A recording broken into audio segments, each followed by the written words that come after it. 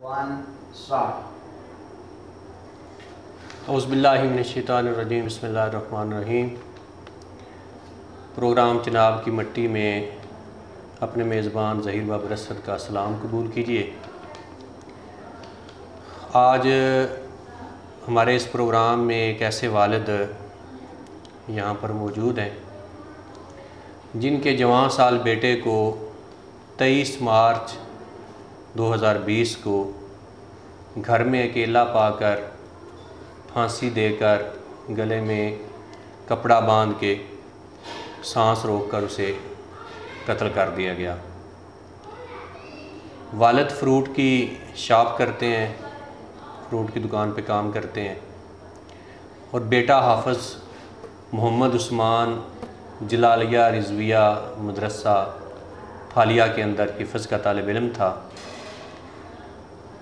हम तफसील इनसे जानना चाहेंगे, लेकिन उससे कबल मैं अपने सुनने वालों को, नाज़रीन को, सामीन को ये बताना चाहूँगा कि 1 माह गुज़रने के बावजूद जवान साल बेटे को घर के अंदर कत्ल कर दिया गया। दिन की वारदात है, 11 से 12 बजे के दरमियान ये वाक़या होता है, लेकिन पुलिस थाना फालिया अब तक ना तो मुल्ज़मान का कोई सुराग लगा सकी है और ना आज तक इनको खिज़र हयात साहब, ये हाफ़िज़ उस्मान साहब के वालिद जो हैं, ना इन्हें आज तक ये बताया गया है कि उनकी फ़ॉरेंसिक रिपोर्ट, जियो फेंसिंग, जितनी रिपोर्टें जो थाना पड़ियावाली की तरफ से मुख्तलिफ़ इदारों को भिजवाई जानी थी, आज तक उनकी कोई रिपोर्ट सामने नहीं आई। तो पहले हम खिज़र हयात साहब से तफसील जानते हैं कि जिस रोज़ इनका बेटा कत्ल हुआ उस रोज़ के वाक़यात ये बयान करें कि वो घर में अकेला था, कैसे घर के अंदर आया है वो, या आप उस दिन किधर थे।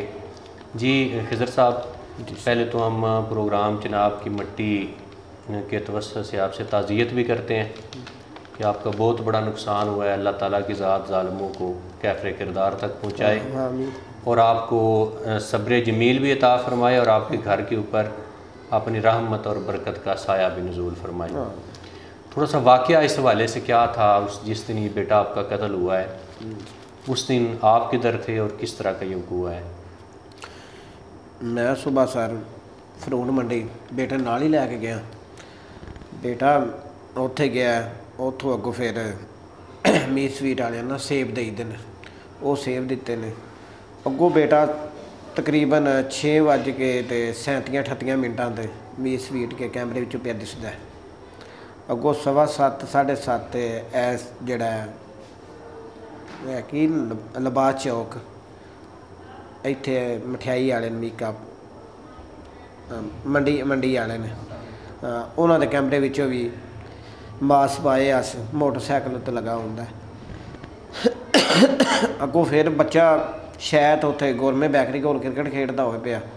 फिर पिछा गया, फिर लबास चौक विच बच्चा जड़ा ना 9:45 बजे एक बंदे मिलिया। उस बंदे ने मिलिया, मिल के तो उन्होंने चाचू की हाल है, ठीक ठाक। वो तो सीधा फिर पता नहीं सीधा घर आया। घर आके अगों कोई जालम किवें उहदे नाल कोई हिसाब किताब है कि सर जी कोई समझ नहीं, इन्ना उहदे नाल जुल्म करके फिर मैं अपने मुलाजम नूं टोरिया। मैं आख्या जा मेरा पुत्र वो समान हाफ़िज़ उस्मान नूं लैके आ।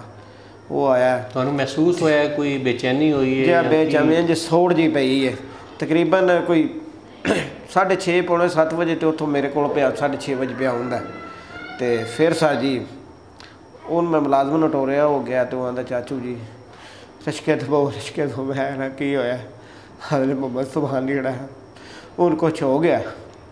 वो फिर इत्थे लत्थे लैके वेख्या बेटे का गल दबा के बेटे दे मूँह विच कपड़ा पा के फिर सर बाजू उहदे पिछे बन के चंगे नाले नाल सही है सलवारां कमीज़ां हर चीज़ ही उस ज़ालम ने मेरे घरों ही लई है। उत्थों लैके सर जी फिर मैं आया, वेख्या महल्ले विच रौला शौला पाया, महल्ले वाले वेख्या तक्या। फिर एक तकरीबन पौने 12-1 वजे पुलिस जी वो जनाब आ गई। फिर वो जियो डाटा वाले आ गए, ਉਹਦਾ ਨਾਂ ਕੀ है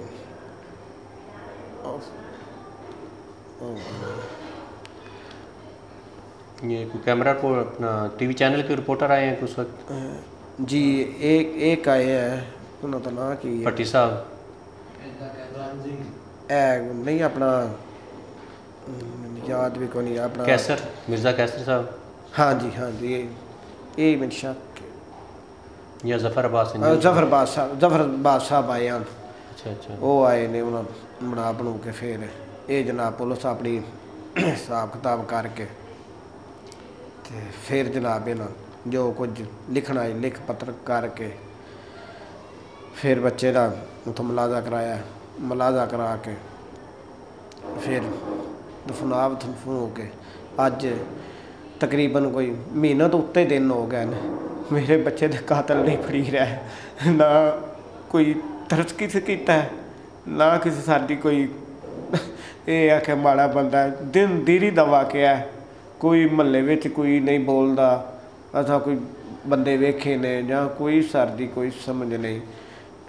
1.5-2 घंटे में मैं लुटिया गया सर जी, मेरा फिर पुत्र। जिस दिन ये वकूआ होया है जी सर, तुसी ते दुकान ते सी? जी सर। ते घर च बाकी अफराद किधर सन? बाकी सर जी इत्थे ना साडी ऐड कानूनी है ना, उत्थे साडे मेरी जिहड़ी बेगम है ना ओहदा मामे दा फुफी दा पुत्तर आई, ओहदा बेटा जिहड़ा ना फौत होया आई, वो फौतगी ते आन असी फौतगी ते गए, असी एक दिन पहलों आ गए प्यो पुत्र दोवें मोटरसाइकिल ते। जो मेरा छाबा लाई दा उत्थे फ्रूट दा वो कारोबार है सर जी। तो मैं आख्या साडी दिहाड़ी ना गुस्से ते घर दी मैं आख्या तुसीं शाम नूं आ जावे अज, वो सोमवार वाले दिहाड़े का वाकया सर जी। तुहाडे घर कोई सियासी क्यादत विचों MPA MNA कोई बंदा नहीं सारा पुछण आया होवे भी तुसी गरीबां हल कौन आउंदा सर? मजदूरे बंदे हो, तुसी दिहाड़ीदार बंदे हो, कोई बंदा नहीं तुहाडे नाल ज्यादती होई है, असी तुहाडे हलके दे MPA या MNA आ, कोई ठीक है, ते असी तुहाडे नाल चलने आ और हुकामे बाला तक असी तुहाडी आवाज़ असैंबली दे अंदर पंजाब असैंबली है या कौमी असैंबली है, ठीक है, असी तुहाडी उत्थे हुकामे बाला तक आवाज़ पहुँचाने आ। कोई उन्हां चों फर्क नहीं आया? कोई सर कोई फर्क, कोई DPO मंडी बहाउद्दीन DSP कोई सर जी कोई गलबात दी कोई नहीं। उदन वकूए वाले दिन आए ने ते जां दो वारी आए ने ते जेड़े ज़हीर बाबर ने वो आके अपना लिखा तफ्तीशी अफसर जी अफसर ज़हीर बाबर इनके जी तफ्तीशी अफसर है SI थाना फालिया के अंदर, जो पहले दिन से इस सारे केस को लेकर चल रहे हैं। हाँ जी। उनके अलावा ये कह रहे हैं कि मेरे घर में आला पुलिस अफसरान में से यानी DPO या DSP साहब उनमें से कोई बंदा मेरे घर तसल्ली तशफ़ी के लिए या मज़ीद तहकीकात के लिए किसी हवाले से मेरे तक नहीं पहुंचा। अच्छा ये बताइएगा कि जो पुलिस तफ्तीश कर रही है आज तक 1 माह गुजर चुका है जी सर, उससे मुतमईन है? या आपको लगता है कि आपके बेटे के कातिल मिल जाएंगे? इंशाअल्लाह उम्मीद तो है सर जी, ये कुछ खुदाए तरसी करन ते कातिल तो मेरे पुत्र दे बेगुनाह बेकसूर मेरा बेटा जवान बेटा मेरा, होर किसी का होंदा उन्होंने रोले पै जाने। मैं माड़ा मजदूर आदमी हाँ, कोई बंदा किसे आके नहीं पूछया यार किधर, बड़ा सारी दुनिया पूरे पाकिस्तान तो अगों पिछों फोन आ रहे हैं, बड़ा अफसोस होया, बड़ा अफसोस है। कोई अफसर ने कोई साढ़े एरिए दे ये नहीं आखे चलो यार ए फलाने बने चलने आ जां माड़ा बंदा यार, इन्ना जुल्म तो होया है। वेखो ना बेगुनाह गुजारे यकजहती वास्ते कुछ तसल्ली वास्ते बंदा आ जाता है, आखिर असी इन्हां लोगों नूं हल्के दी सियासत नूं इन्हां नूं मुंतखब करने आ, इन्हां नूं वोट देने आ। हुण तुसी सारे डॉकूमेंट नाजरीन है मेरे कोल ने, FIR इन्हां दी मुकदमे दी वो मौजूद है, जिहड़ी इन्हां एप्लीकेशन थाने दे अंदर दित्ती वो मौजूद है। पुलिस ने जो इत्थे लिख के खड़िया उहदे मुताबिक ते ਉਹਨੂੰ ਕਲਾਈ ਉੱਤੇ ਔਰ ਗਰਦਨ ਉੱਤੇ ਉਹ ਜਿਹੜਾ ਕੱਪੜਾ ਉਹਨਾਂ ਪਾ ਕੇ ਉਹਨੂੰ ਫਾਂਸੀ ਦਿੱਤੀ ਹੈ ਉਹਦੇ ਨਿਸ਼ਾਨਾਤ ਮੌਜੂਦ ਨੇ। ਹੁਣ ਫਰਾਜ਼ਿਕ ਰਿਪੋਰਟਾਂ ਜਿਹੜੀਆਂ ਨੇ ਉਹ 1 ਮਹੀਨਾ ਗੁਜ਼ਰ ਗਿਆ ਅੱਜ ਤੱਕ ਕਿਉਂ ਨਹੀਂ ਆ ਸਕੀਆਂ? ਹੋ ਸਕਦਾ ਕਰੋਨਾ ਦੀ ਵਜ੍ਹਾ ਤੋਂ ਕੋਈ ਰਿਪੋਰਟ ਲੇਟ ਹੋਵੇ, ਲੇਕਿਨ ਤੁਸੀਂ ਹੁਣ ਕੀ ਮੁਤਾਲਬਾ ਕਰੋਗੇ? ਇਮਰਾਨ ਖਾਨ ਸਾਹਿਬ ਤੁਹਾਡੇ ਮੁਲਕ ਦੇ ਵਜ਼ੀਰ ਆਜ਼ਮ ਨੇ, ਉਸਮਾਨ ਬੁਜ਼ਦਾਰ ਤੁਹਾਡੇ ਪੰਜਾਬ ਦੇ ਵਜ਼ੀਰ ਆਲਾ ਨੇ, IG ਪੰਜਾਬ ਨੇ, ਤੁਹਾਡੇ ਹੁਕਾਮੇ ਬਾਲਾ ਅੱਗੇ ਇਹਨਾਂ ਆਪਣੇ ਹੁਕਮਰਾਨਾਂ ਨੂੰ ਤੁਸੀਂ ਕੀ ਕਹੋਗੇ, ਕੀ ਦੁੱਖ ਮੈਂ ਤਾਂ ਸਾਰਾ ਹੱਥ ਜੋੜ ਕੇ ਹੀ ਕਹਾਂਗਾ, ਮੇਰੇ ਬੇਟੇ ਦਾ ਜਨਾਬ ਇਮਰਾਨ ਖਾਨ ਸਾਹਿਬ ਵਜ਼ੀਰ ਆਜ਼ਮ ਸਾਹਿਬ ਮਿਹਰਬਾਨੀ ਕਰਨ, ਮੇਰੇ ਤੇ ਸ਼ਫਕਤ ਇਹਨਾਂ ਅਫਸਰਾਂ ਨਾਲ ਆ ਕੇ ਤੇ ਮੇਰੇ ਬੇਟੇ ਦਾ ਇਨਸਾਫ ਮੈਨੂੰ ਮਿਲੇ ਤੇ ਮਿਲਣਾ ਚਾਹੀਦਾ ਸਰ। ਮੈਂ ਬਹੁਤ ਬੜਾ ਬੰਦਾ ਤੇ ਮੇਰਾ ਅੱਲਾ ਦੇ ਸਿਵਾ ਕੋਈ ਸਹਾਰਾ ਨਹੀਂ ਤੇ ਮਿਹਰਬਾਨੀ ਕੀਤੀ ਜਾਏ ਸਰ। ਤੇ ਵਜ਼ੀਰ ਆਲਾ ਵੀ ਮੈਂ ਜਨਾਬ ਹੱਥ ਜੋੜ ਕੇ ਦਰਖਾਸਤ ਕਰਨਾ ਮਿਹਰਬਾਨੀ ਕਰਨ ਤੇ ਮੇਰੇ ਤੇ ਕੋਈ ਰਹਿਮ ਕਰਨ। ਮੈਂ ਮੇਰੇ ਬੇਟੇ ਦੇ ਬੇਗੁਨਾਹ ਮੇਰੇ ਬੇਟੇ ਦੇ ਕਾਤਲ ਮੈਨੂੰ ਇੱਕ ਵਾਰੀ ਦਿਸ ਜਾਣ, ਮੈਨੂੰ ਇੱਕ ਵਾਰੀ ਸਾਹਮਣੇ ਵਿਖਾਏ ਜਾਣ ਇਹ ਤੇਰੇ ਬੇਟੇ ਦੇ ਕਾਤਲ ਨੇ। ਤੇ ਮੈਂ ਸ਼ੁਕਰਗੁਜ਼ਾਰ ਹਾਂ, ਮੈਂ ਜਨਾਬ ਇਮਰਾਨ ਖਾਨ ਸਾਹਿਬ ਦਾ ਵੀ ਸ਼ੁਕਰਗੁਜ਼ਾਰ ਹਾਂ, ਜਨਾਬ ਵਜ਼ੀਰ ਆਲਾ ਸਾਹਿਬ ਦਾ ਵੀ ਸ਼ੁਕਰਗੁਜ਼ਾਰ ਹੋਵਾਂਗਾ।